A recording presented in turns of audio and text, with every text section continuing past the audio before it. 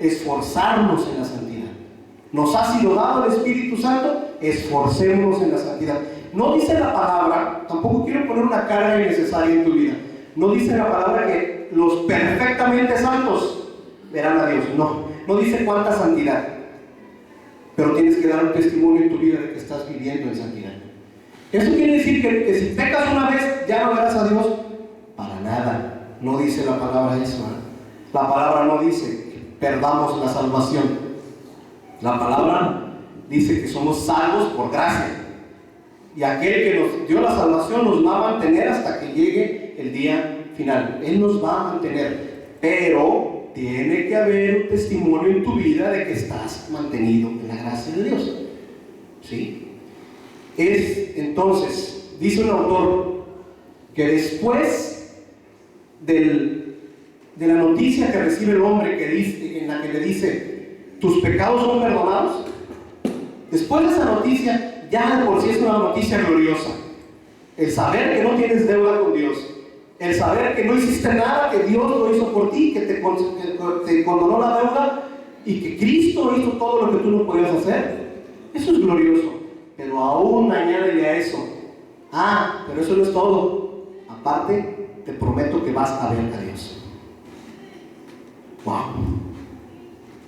Es increíble que a una persona se le diga eso. Es de lo más grande que puede recibir esa promesa de que vas a ver a Dios.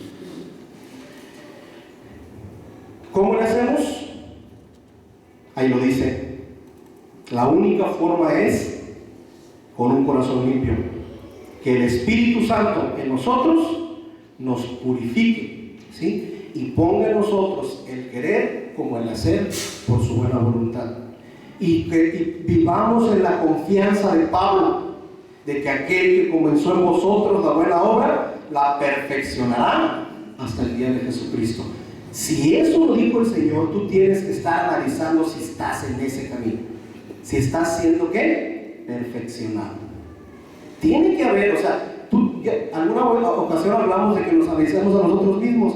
Tú tienes que estar constantemente analizando si estás siendo perfeccionado. No si eres perfecto, si estás siendo perfeccionado. Tú tienes que poner a cuentas con Dios, a ver cuáles son esas áreas en las que Dios te muestra. ¿Para qué? Para que puedas avanzar. Habrá algunas áreas que a lo mejor ahorita no las tienes, no las percibes, pero recuerda que en tu oración tienes que decir: revisa mi corazón para ver si hay camino de inequidad en él.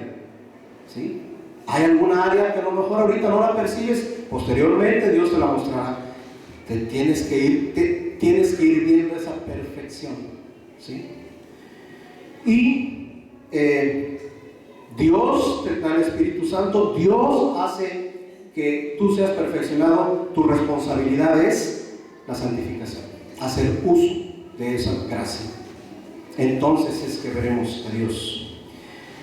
Y la última de las bienaventuranzas: bienaventurados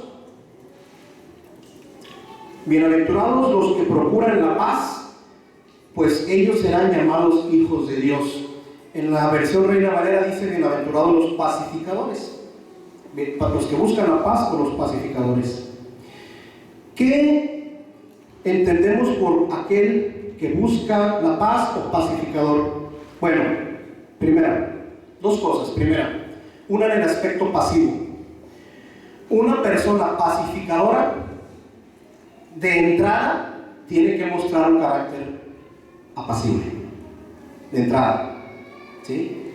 O sea, no puede una persona arrematada en el sentido de agresividad y eso, no podemos pensar que sea una persona pacificadora, ¿sí? El carácter del cristiano tiene que ser, en ese sentido, tranquilo. En ese sentido. En otros sentidos no, ¿verdad?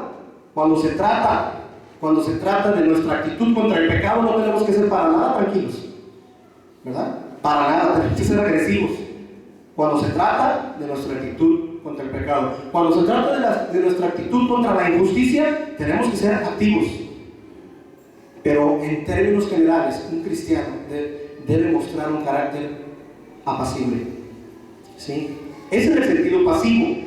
En el sentido activo, un pacificador es una persona que busca la paz. Es una persona que no se contenta con las cosas como están. Busca hacer algo para que las cosas estén en paz. Busca que las personas estén en paz, que los grupos estén en paz, que las naciones estén en paz, pero sobre todo, que el hombre esté en paz con Dios. Un pacificador, ¿sí? Un pacificador debe estar preocupado y ocupado en que el hombre esté en paz con Dios. En que el hombre esté en paz con Dios. Necesitamos entender primero eso. O sea, no se trata de ir a decirle a las personas, estate tranquila. Eso vendrá como consecuencia. Pero primero necesitamos decirle a las personas, ponte a cuentas con Dios. Eres enemigo de Dios. Fíjense cómo esas palabras no son necesariamente palabras de un pacificador en el sentido humano, ¿verdad? Un pacificador que llega y le dice a una persona, ¿sabes qué? Eres enemigo de Dios. Estás en contra de Dios. Has pisoteado el nombre del Señor. ¿Ese es un pacificador? El Espíritu Santo vendrá y convencerá a esa persona de esa verdad. Y si no es así, ya no es asunto tuyo. Pero tú buscaste que esa persona estuviera en paz con Dios.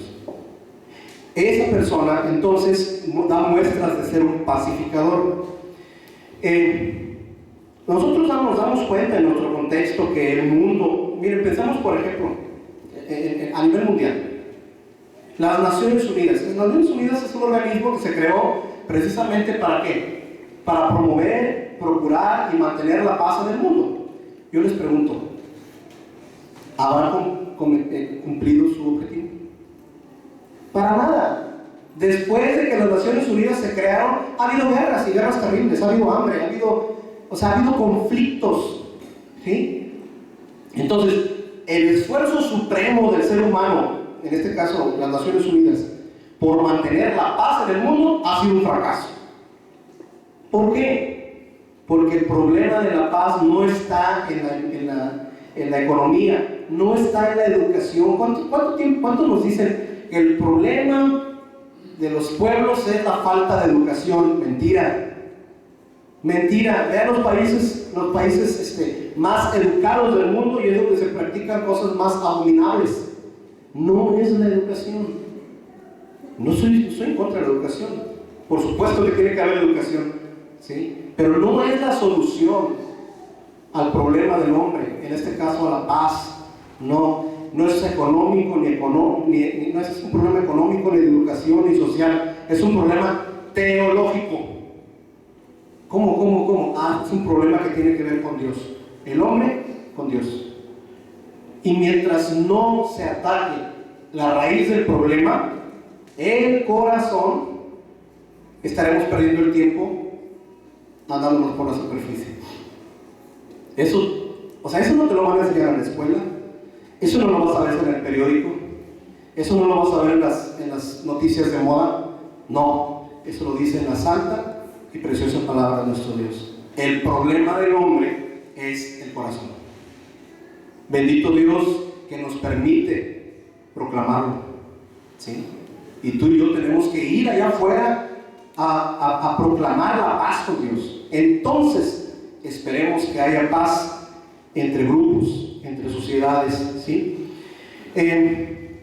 Un pacificador no es una persona fácil, tranquila en el sentido de que para todos es tranquilo, o sea, no le importa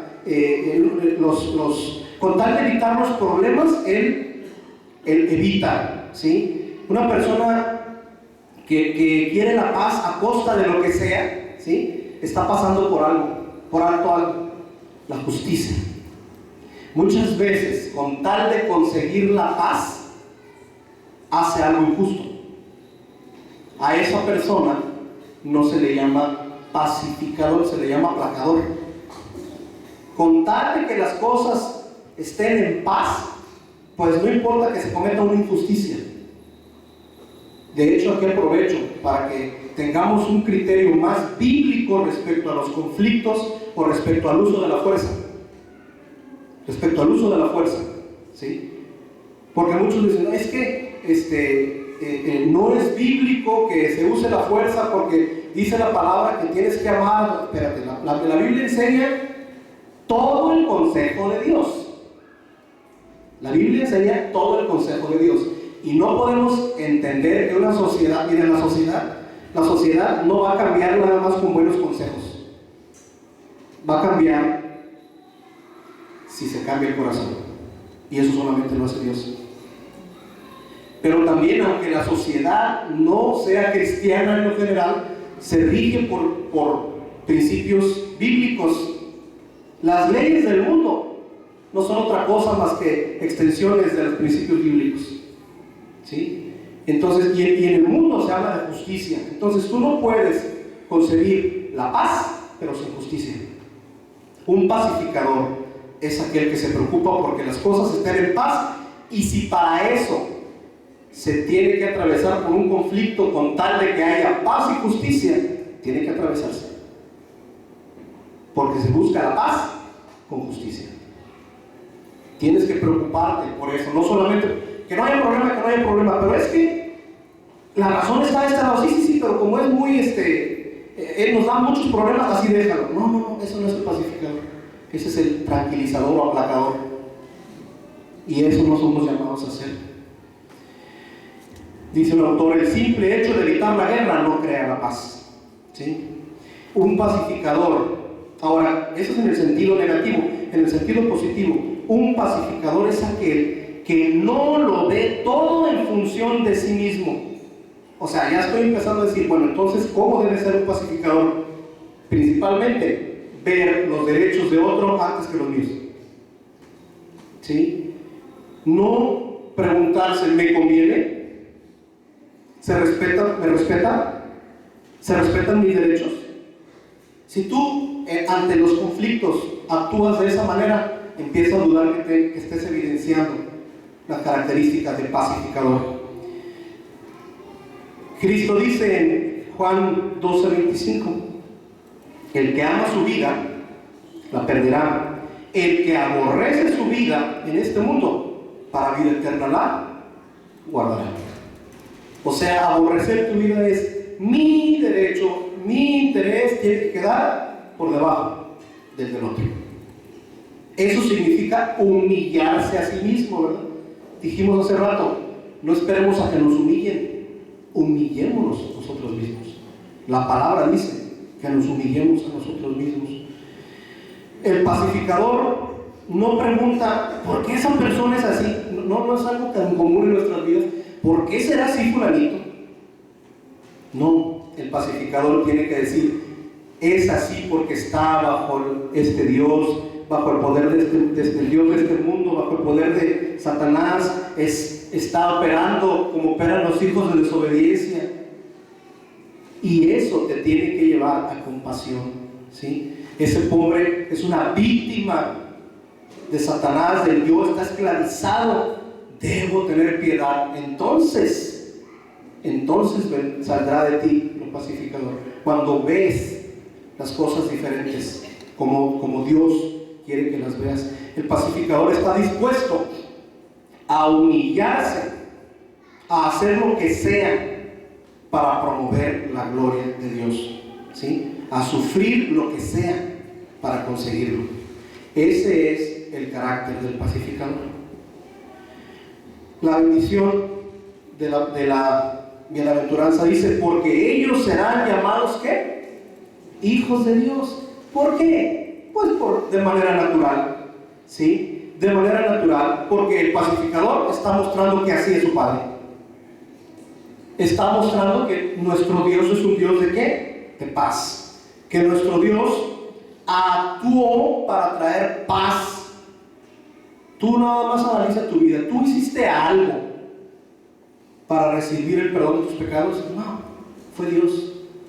Él fue el que actuó. Él fue el pacificador, el que inició el proceso de paz entre tú y Dios. No fuiste tú, fue Él. Él envió a su Hijo. Él se humilló a sí mismo. ¿Cristo qué hizo? No consideró el ser igual a Dios como cosa que aferrarse. se humilló y se hizo siervo. ¿Quién es el pacificador? Él. Él es el pacificador. Por eso dice aquí, todos los que muestren este carácter serán llamados hijos de Dios, porque entonces mostrarás lo que Él hizo. En tu vida mostrarás lo que Él hizo. No te vas a aferrar al yo, no te vas a aferrar a tus derechos, y no que no los tengas, no te vas a aferrar en un conflicto, no vas a poner tu interés por encima del otro, te vas a humillar, pero principalmente buscando la justicia. No perdamos de vista, buscando la justicia. ¿Que lo vas a hacer de manera perfecta? No esperes hacerlo de manera perfecta, pero esfuérzate por hacerlo, porque te ha sido dado, ¿sí? Y vemos eso en el ejemplo supremo de Cristo, ¿sí? Él es nuestro ejemplo de un pacificador. Gracias a Dios que no tenemos nuestro príncipe de paz. Si Dios hubiera aferrado, si Dios se hubiera aferrado a su dignidad, si Dios se hubiera aferrado a sus derechos, si Dios se hubiera aferrado a quien es Él y no hubiera sido un pacificador, tú y yo seguiremos caminando rumbo al infierno. Sin ninguna esperanza. Sin ninguna esperanza. Con la religión que sea, seguiríamos caminando al infierno. ¿Sí? Pero fue Él quien tuvo la iniciativa de poner paz contigo. ¿Sí? Pero esa paz no fue sin justicia. Tú merecías muerte, yo merecía muerte, y hubo alguien que murió. Fue Cristo. La paga del pecado es muerte. Entonces no podía pasar por alto eso. Hubo muerte, y fue de Cristo. Y entonces tenemos paz para con Dios. Bendito nuestro príncipe de paz. La última bienaventuranza la vamos a ver muy rapidito por cuestiones de tiempo. Bienaventurados los que padecen persecución. El versículo 10. Nótese que viene enseguida de la del pacificador, ¿verdad? O sea que, como consecuencia, si tú eres pacificador, ¿vas a sufrir qué? Persecución.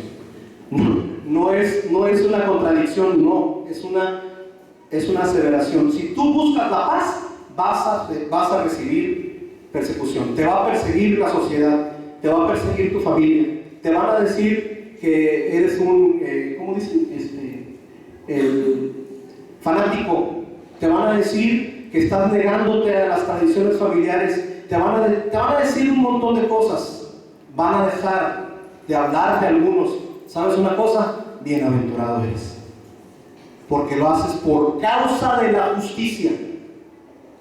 Ahora, no dice bienaventurado eres porque la pases mal en tu vida cristiana. No, tú puedes pasarla mal en tu vida cristiana por causa de una necedad tuya.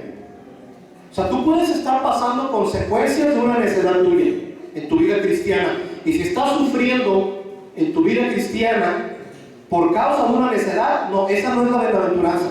Tú tienes que pedirle perdón a Dios por ser necio. No dice tampoco bienaventurado por falta de sabiduría. O sea, porque actuaste de manera que no debiste haber actuado y estás pasando por una tribulación. No, es por causa de la justicia. No confundamos, ¿sí? Habrá tribulaciones, habrá persecuciones que tú experimentes, pero no por causa de la justicia, sino por causa de tu pecado. No entendamos mal, ¿sí? Si tu temperamento te lleva a ser de repente iracundo, grosero, etcétera, de repente tienes que pagar una consecuencia, esa no es la bienaventuranza, estás atravesando la consecuencia de tu necedad, ¿sí? Y obviamente tienes acceso a la misericordia de Dios, pero no es esa la bienaventuranza, ¿sí? Tampoco dice bienaventurados los que son perseguidos por fanáticos, en el sentido así extremo de la palabra. En un sentido tú y yo somos fanáticos, en un sentido, porque nuestro fanatismo dejó de ser del mundo y ahora está centrado ¿en qué? En el Señor, en ese sentido. Pero hay fanáticos, en el sentido extremo y negativo de la palabra, ¿sí? Hay fanáticos sin un conocimiento de la palabra. Hay fanáticos religiosos. me vino un ejemplo. Hace algunos años, un alumno mío, algunos de ustedes recuerdan que yo estuve yendo al penal a predicar, y en alguna ocasión se entera un alumno mío de la escuela y me dice: profe, yo quiero ir con usted. Digo, ¿sabes una cosa? Es muy difícil, no es tan fácil. Y me dice, él era creyente, y me dice: oiga, ¿y cómo ve si cometo un delito para que me encierren y ya estando ahí adentro predico la palabra? Le digo, eso es una necedad, eso es fanatismo. ¿Sí? La palabra nos insta a que seamos, dice Mateo 10:16, seamos prudentes como serpientes y sencillos como palomas. ¿Sí? Cuando no se tiene conocimiento de la voluntad de Dios, cuando no se tiene una base sólida de la enseñanza de la palabra, podemos convertirnos en fanáticos. Y decía Juan Calvino que un religioso así, sin el conocimiento firme de la palabra, sin las bases, decía Juan Calvino que es como un loco con una espada en la mano. ¿Sí? O sea, podemos estar haciendo un mal uso de la palabra a nuestra conveniencia, a lo que nosotros queremos. Y si nosotros atravesamos, o si alguien atraviesa una tribulación por causa de ese comportamiento, no es a la que está refiriéndose la bienaventuranza, es por causa de la justicia. ¿Sí? Por causa de la justicia. Y dice entonces que es una promesa, que si somos justos, que si buscamos la justicia, que si queremos ser como Cristo, vamos a sufrir persecución. Dice Juan 15, del 18 al 20, si el mundo os aborrece, sabed que a mí me ha aborrecido antes que a vosotros. Si fuerais del mundo, el mundo amaría lo suyo, pero porque no sois del mundo, antes yo os elegí del mundo, por eso los aborrece. Acordaos de las palabras que os he dicho: el siervo no es mayor a su señor. Si a mí me han perseguido, también a vosotros os perseguirán. ¿Quiénes somos nosotros para negarnos a pasar algo tantito de lo que pasó nuestro Señor Jesucristo? No sería nada de lo que Él recibió como persecución. Tenemos ejemplos en la Biblia, en el Antiguo Testamento. David fue perseguido por Saúl. Daniel, recuerdan de Daniel, fue perseguido Daniel. Elías y Jeremías fueron terriblemente perseguidos. En el Nuevo Testamento, los apóstoles, principalmente Pablo, recibió azotes, estuvo en la cárcel, o sea, fue perseguido. Nosotros no podemos argumentar que no hay enseñanza sobre la persecución. Y mis hermanos, la persecución al creyente existe y existirá cada vez más. Ya hablamos de eso en alguna ocasión. No nos sorprenda, seremos perseguidos. Bendito Dios que ahorita todavía podemos libremente estar aquí, enfrente, reunidos, con una Biblia abierta, ¿sí? Pero no sabemos qué pase más adelante. A nivel de gobierno, ahí está un hombre que va a venir y que se van a gastar millones y millones de pesos adorando a un ídolo humano, ¿sí? Y el problema es que es un poder político grandísimo. No sabemos qué pase con la iglesia de Cristo, ¿sí? Por poner un ejemplo, ¿sí? Entonces, vamos a sufrir persecución. No se te olvide, bienaventurado eres. Pero no esperes a eso.